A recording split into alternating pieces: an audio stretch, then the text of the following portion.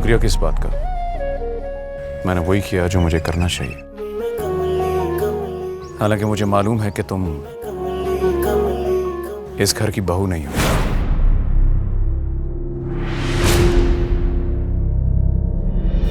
अगर आप ये जानते हैं तो आपने मेरा साथ क्यों दिया? मैं नहीं जानता कि तुम कौन हो, क्या हो, कहां से आई हो। कुछ भी तो नहीं पता मुझे तुम्हारे बारे में।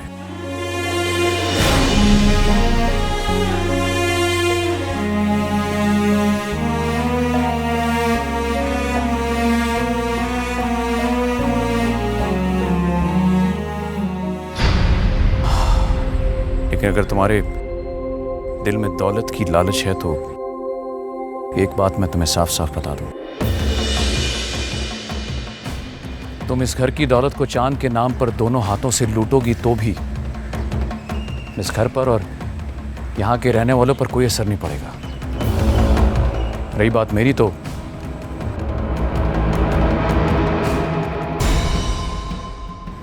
मुझे भी कोई इतराज नहीं।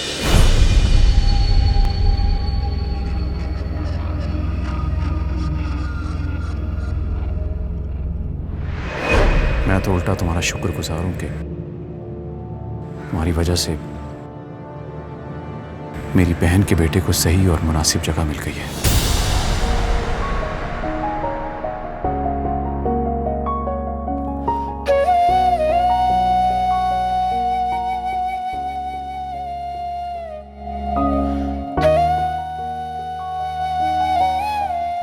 हालांकि मुझे मालूम है कि तुम इस घर की बहू नहीं हो। हालांकि मुझे मालूम है कि तुम इस घर की बहू नहीं हो।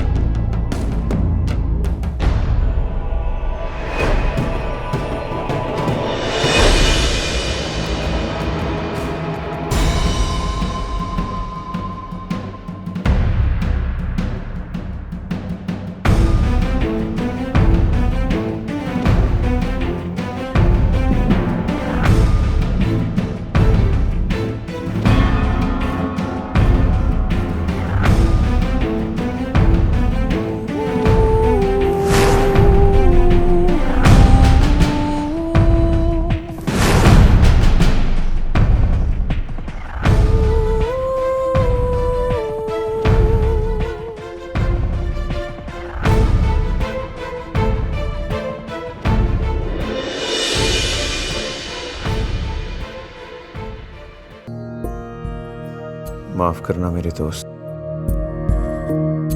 तू हमेशा मुझे कहता था साले तुझे झूठ बोलना भी नहीं आता, मगर मैंने आज ऐसा झूठ बोला कि अल्लाह ताला मुझे कभी माफ नहीं करेगा। और शायद तू भी नहीं। लेकिन मैंने अगर ये झूठ बोला भी है तो तेरे बेटे के लिए बोला और उसे सही जगह पे पहुंचाया, उसका हक दिलाया।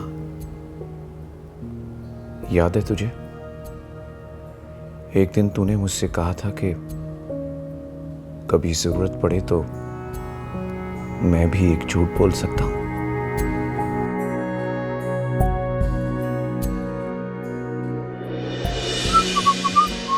क्या मजाक है यार, तूने सवेरा को खत लिख दिया।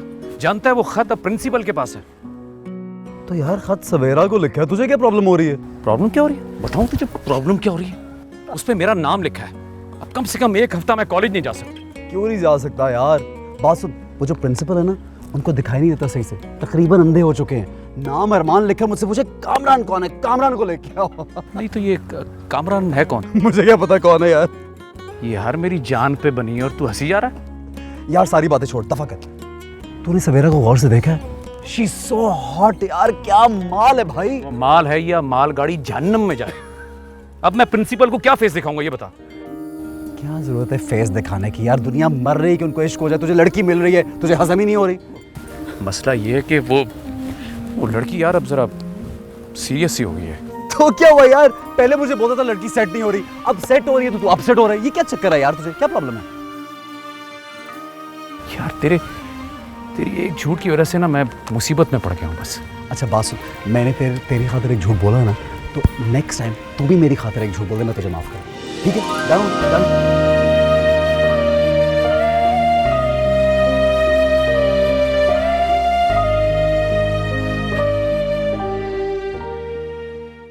बस मैंने भी एक झूठ बोल के हिसाब बराबर कर दिया। लेकिन मेरे दोस्त, मेरे भाई, मैं वादा करता हूं कि मेरे इस झूठ से इस घर, इस खानदान के किसी भी फर्द को कोई नुकसान नहीं पहुंचने दूंगा, कभी नहीं पहुंचने दूंगा।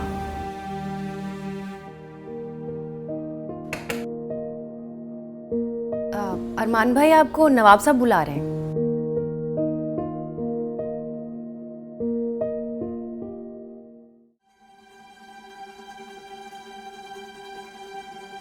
अस्सलाम वालेकुम चाचा जान। वालेकुम अस्सलाम। आपने बुलाया चाचा ने? जी हाँ, एक मसला है, वो हम हर किसी से डिस्कस नहीं कर सकते। चांद होते तो शायद उनसे कर लेते, लेकिन हम चांद से भी आपको कम नहीं समझते। दरअसल हमें इस मामले में आपकी मदद की जरूरत है। कैसी बातें करें चाचा जान? मैं आपके लिए औलाद की तरह हूँ। आप हुक्म कीजिए, मसला क्या है? आप जानते हैं ये हमारा आखिरी इलेक्शन है। एक्चुअली उन्हें हमारा सब्स्टिट्यूट चाहिए। चांद था तो हमारे सारे सीनियर्स उनके लिए मुत्तफिक थे, लेकिन अब बात कुछ और है।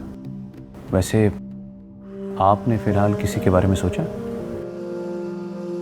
दो नाम हैं हमारे जहन में, अभी फाइनल नहीं किया हमने। एक खुशी और एक ज़ैनब। आपके ख्याल में कौन बेहतर रहेगा? आप किसको चाहते हैं? मेरा मतलब है आपके हिसाब से किसे होना चाहिए? हमारे हिसाब से इस ओहदे के लिए खुशी बेहतर रहेगी।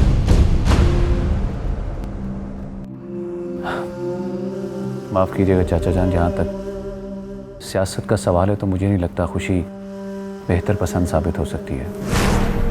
कितने दिनों में उसे यहाँ आए हुए, इतनी जल्दी उस पर एतबार कैसे किया जा सकता है? हाँ, जहाँ तक ज़ैनब भाभी की बात है तो मुझे कोई एतराज़ नहीं होगा। वो केपेबल हैं, ख़ानदानी बैकग्राउंड है और ख़ुद भी सियासत की काफ़ी जानकारी है उनको। चलिए, एक पसंद आपकी, एक हमारी, बात टल गई फिर 50-50 पर। मेरे ख्याल में आपस से पूछते हैं, वही सही बता सकेंगे। घर की बहू नहीं हो। ये लड़की कौन है? पता नहीं अम्मी जान, ये कह रही है कि ये चांद की बेवा है और इसकी गोद में जो बच्चा है वो चांद का है। वाहियात बात कर रही है ये औरत। हमारे चांद को छुप छुपा के शादी करने की क्या जरूरत थी? अगर उसके दिमाग में कोई औरत होती तो वो हमें जरूर बताता। बाहर निकाल फेंको इसको। माफ कीजिए मैडम, पर आप ऐसा नहीं कर सकती।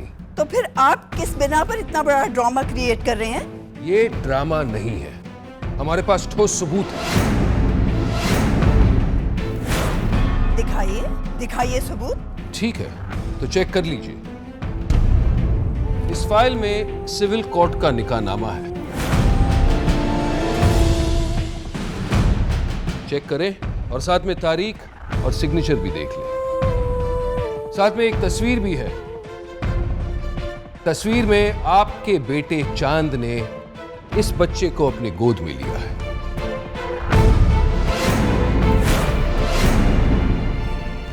साथ में जो खातून खड़ी है वो खुशी है, लेकिन क्योंकि तस्वीर थोड़ी सी जली है, चेहरा साफ नजर नहीं आ रहा।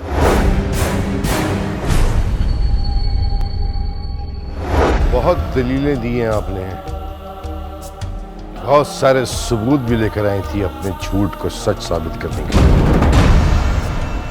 हमें भी जरूरत थी आपकी, इसीलिए हमने आपको अपने इस घर में पनाह दी।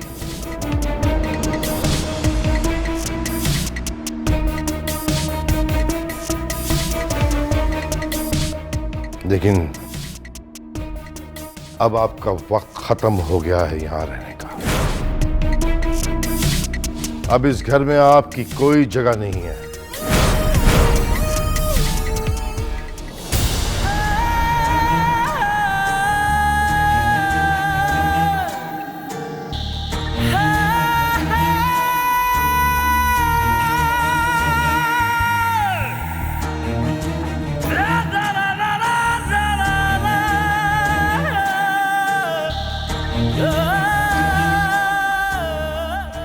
अब आपकी जगह है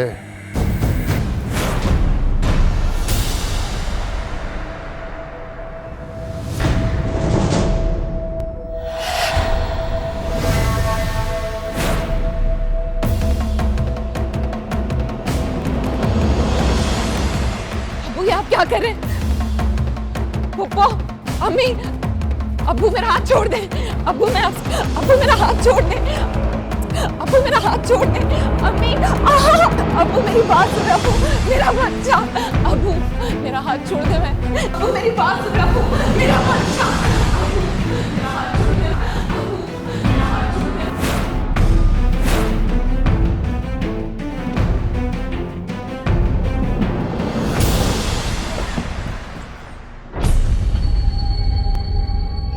अगर आप ये जानते हैं तो आपने मेरा साथ क्यों दिया?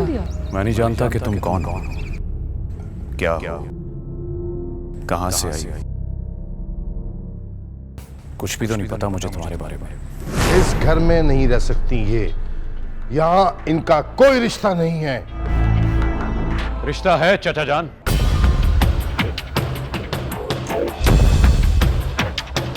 ये आप क्या कह रहे हैं अरमान बेटा? मैं सच कह रहा हूं चाचा जान।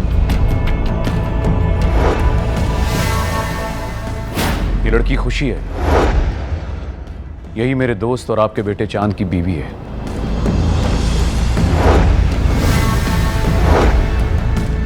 और इसकी गोद में जो बच्चा है वो आपका पोता है।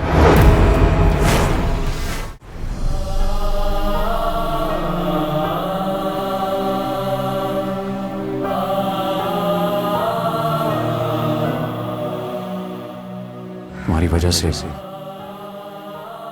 मेरी बहन के बेटे को सही और मुनासिब जगह मिल गई है।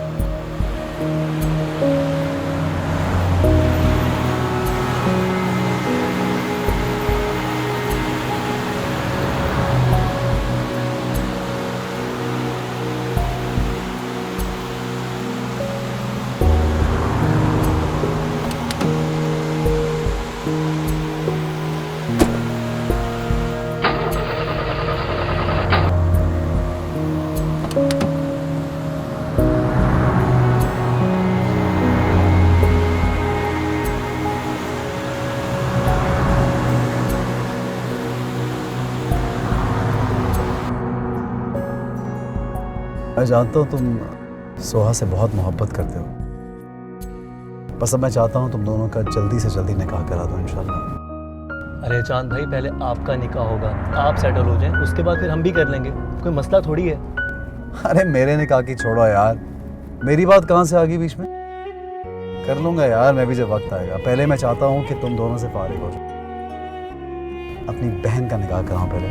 तुम्हें पता है मैंने शुरू दिन से सोहा की शादी, उसके निकाह के बारे में बहुत कुछ सोच रखा है। लाडली बहन है मेरी, कोई मजाक है। बहुत कुछ करना चाहता हूँ अगर जिंदा रहा तो। अरे चांद भाई, आपसे बहस करने का कोई फ़ायदा नहीं। एक ही बात, अगर जिंदा रहा, अगर जिंदा रहा। अरे आपको कुछ नहीं होने वाला, क्योंकि आपके साथ इतने सारे लोगों की दुआएं। मुझे तो लगता है कि 150 साल तक आप जिंदा रहेंगे। 150 साल?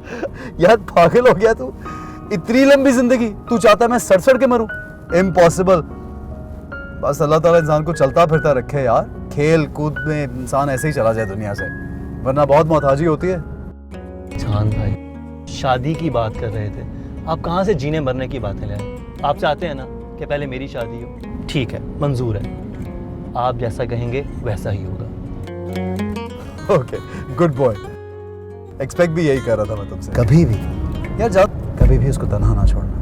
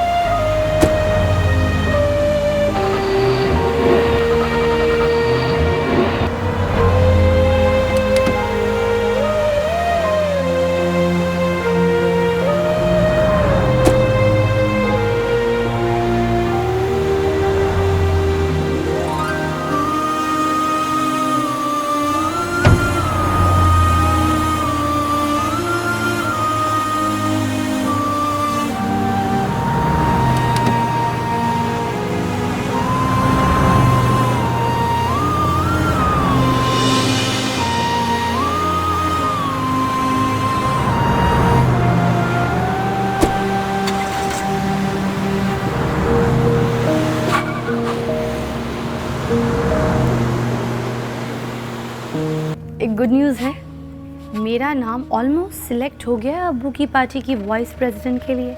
अरे वाह वाह बेटा वाह, मुबारक हो। मुझे पता था कि उनके पास तुमसे बेहतर ऑप्शन है ही नहीं। उस दिन जब तुम घर छोड़कर आई थी और वो तुम्हें लेने पीछे पीछे आए थे, मुझे उस वक्त ही अंदाजा हो गया था कि नवाब साहब के पास कोई काबिल आदमी बचा ही नहीं है।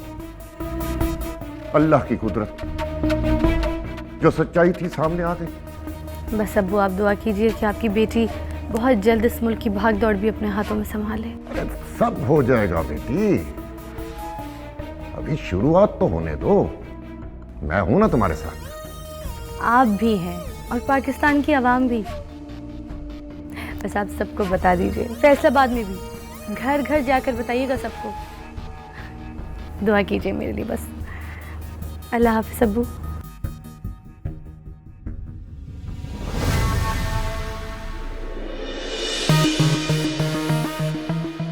अरे कैसर, तुम कब आए? जब आप इस मुल्क की भाग दौड़ संभाल रही थी तभी आया। सोचा पहले आप संभाल लें, तभी आपको डिस्टर्ब करूंगा। तुम्हें पता है अब्बू ने फैसला कर लिया मुझे सियासत में लाने का। जी, मुझे तो पता चल गया और लोगों को भी बहुत जल्दी पता चल जाएगा। अस्सलाम वालेकुम। वालेकुम अस्सलाम। खैरियत तो है? जब कभी हमें कोई मुश्किल पेश आती है तो खुदा के बाद आप ही की याद आती है। जब झूठ और फरेब कुछ ज़्यादा ही बढ़ जाए तो अल्लाह की रहमत उस घर से उठ जाती है और परेशानी उस घर की मेहमान बन जाती है। आप कुछ खफा लग रही हैं हमसे। नहीं नहीं, ऐसी कोई बात नहीं, मैं तो सच्चाई बयान कर रही थी। तुम बताओ, आज आपा के कमरे की याद कैसे आ गई? जब भी कोई अहम फैसला लेने में हमें दिक्कत पेश आती है तो हमेशा आपकी ज़रूरत पड़ी है हमें, और हमने वो सारे फैसले आपके मशवरे से ही लिए हैं। आज भी एक अहम फैसला लेना है हमने। आपसे बेहतर कौन होगा जो हमें सही फैसला लेने में मदद कर सके। आखिर मसला क्या है, बताओ तो सही। हमारी पार्टी पिछले कई महीनों से हमें प्रेशराइज कर रही है कि पार्टी के वाइस प्रेसिडेंट के ओहदे के लिए हम किसे चुनें।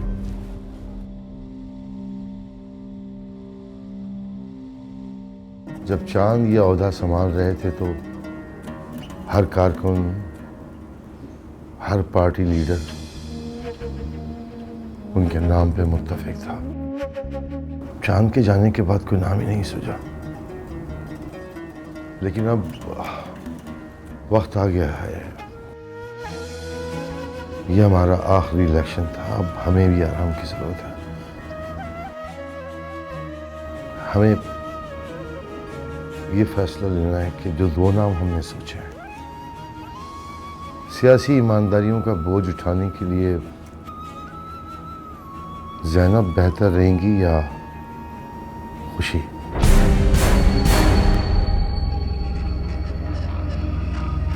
हालांकि मुझे मालूम है कि तुम इस घर की बहू नहीं हो। तुमने किसको सोचा है?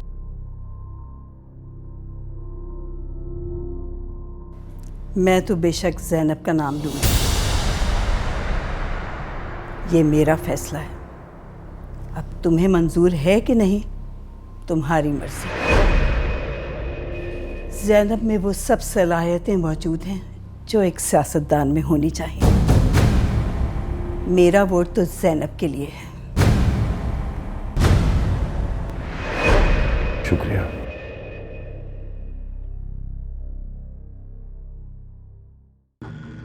जी असलम भाई। मुबारक हो ज़ैनब भाभी, कल आपका नाम पार्टी पोस्ट के लिए डिक्लेयर हो ही जाएगा। जी बहुत बहुत शुक्रिया, और आपको भी बहुत बहुत मुबारक हो असलम भाई। यानी कल से आपकी सियासी सफ़र की शुरुआत हो जाएगी। जी, मेरे सियासी सफ़र की शुरुआत और अब्बू के सियासी सफ़र के ख़ात्मे की शुरुआत। और मेरा कुर्सी संभालते ही जो सबसे पहला काम होगा ना, वही होगा कि आप पार्टी में वापस होना, इंशाल्लाह। अल्लाह हाफ़िज़। अल्लाह हाफ़िज़।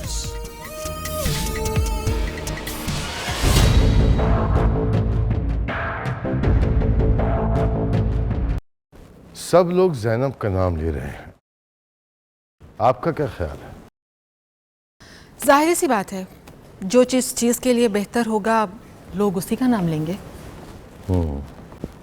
अब्बू, आपने बुलवाया?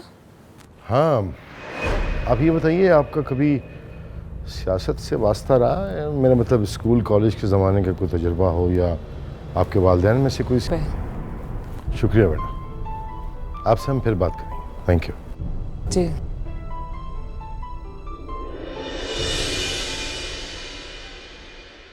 जी जमीला बेगम,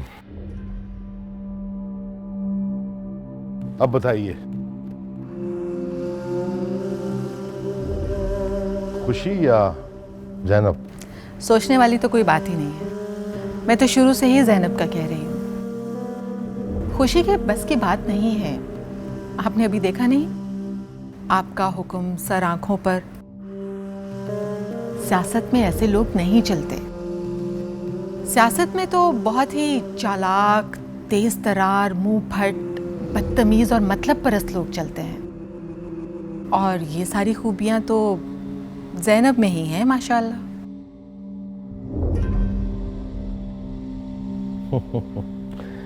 हमें समझ में नहीं आया कि आपने सियासतदान की तारीफ की है या।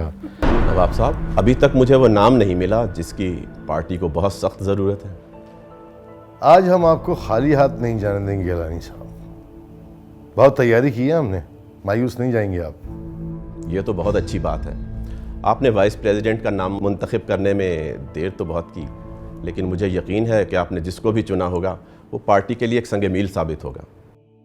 सियासत के 20 सालों का तजुर्बा लगा दिया उन्हें तलाश करने में। अब आप देखिएगा आपकी पार्टी कहाँ पहुँच जाती है। आखिर कौन है वो खुशनसीब, ज़रा हम भी तो देखें। इस लिफाफे में आपको वो नाम मिल जाएगा जिसका आपने महीनों इंतजार किया है। देख लीजिए, आखिरी मोहर तो आप नहीं लगानी है।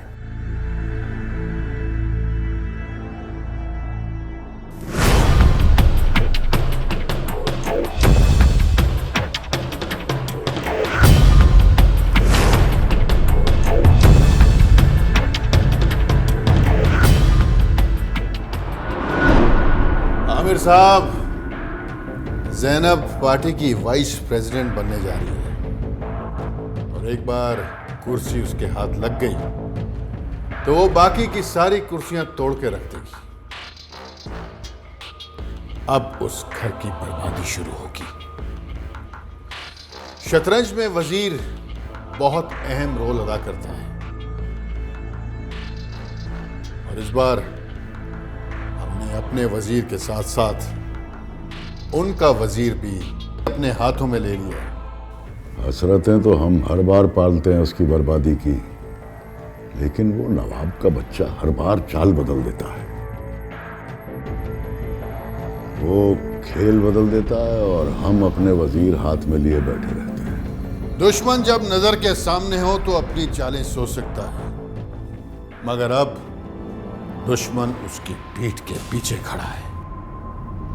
इस बार चालें बाहर से नहीं बल्कि घर के अंदर से चलेंगी। जितना तजुर्बा मुझे है उसकी दोस्ती का, उसकी बिना पे मैं ये कह सकता हूं कि एक आंख उसके सर के पीछे भी लगी है। अल्लाह करे कि इस बार हमारा वार सही हो। वार सही लगेगा आमिर साहब, जरा शाम तो होने दें। चलिए, आप कहते हैं तो मान लेता हूं। Let's see. आमिर साहब, वेट एंड वॉच।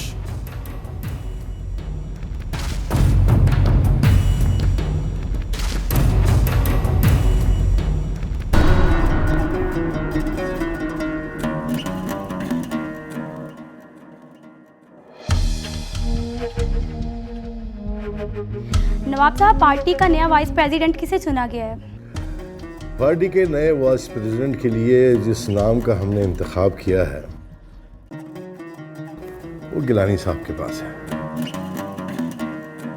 क्योंकि फाइनल मोहर तो इन्होंने लगानी है उस पर। गिलानी साहब, प्लीज बताइए सबको।